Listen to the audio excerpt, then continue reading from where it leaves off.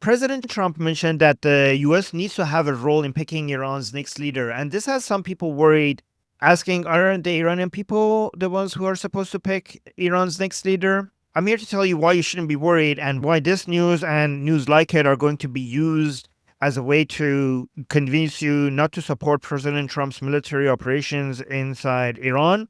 This is dangerous because we're in the middle of an information war, not just a military war, and you have to be careful how you react to different headlines that you're seeing, especially given that the Islamic Republic is very aggressively trying to give ammunition to the isolationists from both left and right in Washington, D.C., to put pressure on President Trump to stop this military operations. And again, like I mentioned before, your highest priority should be maximum support for the military operations of Israel and United States. News like this might distract you from how essential this support is. Let me tell you why you shouldn't be worried. Think about it like this. If we get to a position where United States is deciding a leader, what's actually happening is picking somebody that is not the leader of Iran going forward, but the leader of whoever is going to be negotiating the term of surrender. Because the United States and Israel are not going to accept anything short of a full surrender by the Islamic Republic. Once we have that full surrender, the Iranian people are going to be completely free to be able to choose their own leader. So whoever this person ends up being, if anybody like that is even found, will be somebody like Bakhtiyar in 1979 in Iran, who was the leader for only 37 days, and then he was gone. Imagine if we get to a position where what we are right now calling the Islamic Republic is picking a leader for the Islamic Republic that has been approved by President Trump. After the Americans and the Israelis killed Ali Khamenei, imagine having an Islamic Republic that is now dealing with coming up with a leader that Trump approves of. Anybody that knows anything about the Islamic Republic will realize that whatever that is agreeing to such a thing, that is not the Islamic Republic.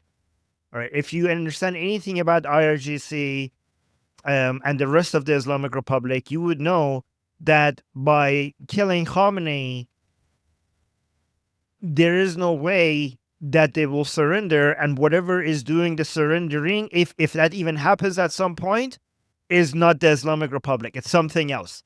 It might be, I don't know, the corpse of the Islamic Republic, but it's not the Islamic Republic. It's not the IRGC. It's hard to explain the nature of how IRGC and the rest of the Islamic Republic operates in a short video like this, but this goes against their DNA. If you see an entity doing such a thing, that means that we are in a post-Islamic Republic phase. And if we are in a post-Islamic Republic phase, that means that we are not going to see massacring of tens of thousands of Iranians when millions of them come into the streets. To make this more clear, think about whatever we want to call that thing at that point, the corpse of the Islamic Republic or whatever you want to call it. Imagine picking a leader, somebody like Larijani or anyone else, agreeing with the terms of President Trump to pick the new leader with his approval and basically whatever else the Americans want, which would be a full surrender. Imagine if that happens and then the Iranian people come into the streets in the millions again, and then that entity deciding to give the command to shoot at the Iranian people again and killing tens of thousands of them. Having a Trump-approved leadership doing something like that doesn't go together. It doesn't make any sense. The only way that something like that can be imagined is that we have the different elements of the IRGC refusing to accept this new leadership. So we have a fragmented Islamic Republic, some of them trying to surrender, some of them continuing the fight. That may be the situation, that we have some fragments of the Islamic Republic want to continue shooting at the Iranian people if they come into the streets, and then some other fragments trying to surrender to President Trump. If that happens, then we're still in the revolution phase. And obviously, that is not the ideal that the Americans or Israelis have in mind. But if the ideal that President Trump is communicating actually happens, then that means there is nothing that is willing to or has the ability to shoot at the Iranian people if they come out into the streets after Prince Reza Pahlavi's call to action, when they come out into the streets in the millions. And I imagine that could happen multiple times. In such a scenario that some of you are worried, like, oh no, what if the next leader of Iran is picked by President Trump? Well, if we have removed that barrier from the Iranian people coming into the streets, that means that the Iranian people will eventually have their say. Right now, the Iranian people's hands are tied because there's such a thing that is willing to massacre them in tens of thousands. But what happens when their hands are untied? Iran is not Venezuela. In Venezuela, we didn't see millions of people coming out into the streets while being shot at, calling for Machado to become their leader. In Iran, in every corner of the country, we had people come out in the millions, and there was not a single corner in Iran where Prince Reza Pahlavi's name was not being shouted. Everywhere, in big cities, small cities, and villages, was hearing chants of the Iranian people asking for the return of Pahlavi. And once they were killed for it, they came back in only 40 days and they continued shouting the Pahlavi name. If the Iranian people are willing to do that in front of armed forces of the Islamic Republic, imagine what they're willing to do once that wall is not in front of them anymore. They will absolutely crush anybody that wants to be the leader except Prince Reza Pahlavi. Once we get rid of the suppressing power of the Islamic Republic, you will unleash the full force of Iranian nationalism. Even if we have a leader that is being picked by the Americans, that will be a leader for not the transition period, but the surrender period.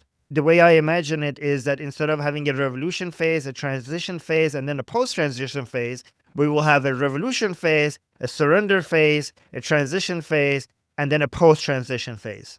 And the transition phase would have to be under the leadership of Prince Reza Pahlavi because that's what the Iranian people have been fighting for.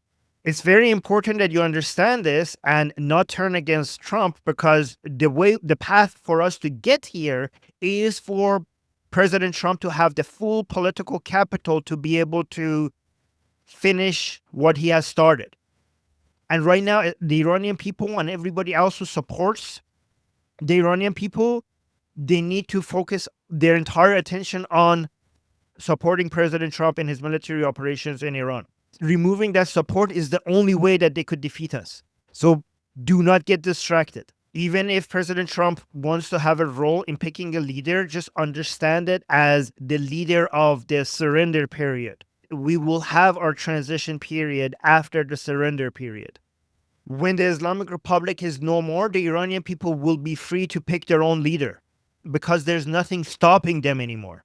The leader of the revolution is Prince Reza Pahlavi. The leader of the surrender period can be picked by the Americans because they have to surrender to the Americans. Then when the Iranian people are free, they will make sure that the leader of the transition period is Prince Reza Pahlavi. And then for the post-transition period, we'll obviously have elections. Let me know what you think. I'll try to do one video like this every single day, giving you updates. Your comments has an impact on what videos I do next.